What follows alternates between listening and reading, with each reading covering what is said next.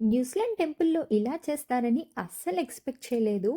నేను చాలా టెంపుల్స్ చూసానండి. బట్ ఇక్కడ ఉన్న వాటితో ఎంత బాగా చేశారో, నిజంగా సముద్రాలు దాటి వచ్చిన సాంప్రదాయాలు మర్చిపోకుండా తమిళియన్స్ టీమ్ వర్క్ ఆసమ్ అనిపించింది. Hi everyone! మీరు కనుక కొత్తగా చూస్తున్నట్లు అయితే నా పేరు చందన. మా హస్బెండ్ పేరు తారక. మేము న్యూజిలాండ్‌లో ఉంటాము. దిస్ ఈస్ మై ఛానల్ న్యూజిలాండ్‌లో ఆంధ్ర కపుల్. ఈ ఇయర్ మా థర్డ్ యానివర్సరీ. సో ఈసారి మ్యారేజ్ డేకి టెంపుల్కి వెళ్దాము అనుకున్నాను.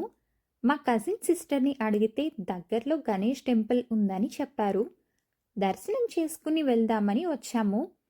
బట్ ఇక్కడికి వచ్చాక సుబ్రహ్మణ్యేశ్వర స్వామికి కావిడి, అభిషేకం అండ్ భజన అన్నీ తమిళనాడు స్టైల్లో చేస్తున్నారు.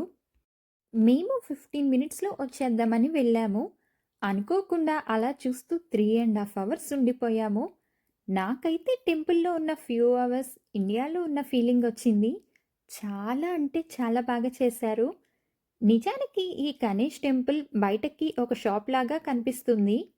లోపలికి వెళితే మధ్యలో పెద్ద వినాయక స్వామి విగ్రహం, లెఫ్ట్ సైడ్ శివలింగం, బ్యాక్ సైడ్ శివపార్వతుల ఉత్సవ విగ్రహాలు, రైట్ సైడ్‌లో వల్లీ దేవసేన సమేత సుబ్రహ్మణ్యేశ్వర స్వామి ఉత్సవ విగ్రహాలు ఉన్నాయి.